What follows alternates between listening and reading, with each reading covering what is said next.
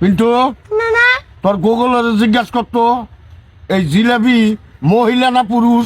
এটা আবার গুগলে জিজ্ঞেস করার কি দরকার আছে? জিলাপি অবশ্যই মহিলা। এই জিলাপি কিভাবে মহিলা হলো আমারে বুঝাও তো একটু। কে জিলাপি খাইতে যেমন মিষ্টি, মহিলারাও তেমন কথা কয় মিষ্টি মিষ্টি। হ্যাঁ ঠিক কইছস। তারপরে দেও জিলাপির মধ্যে যেমন প্যাঁচ, মহিলাদের মধ্যেও তেমন প্যাঁচ থাকে।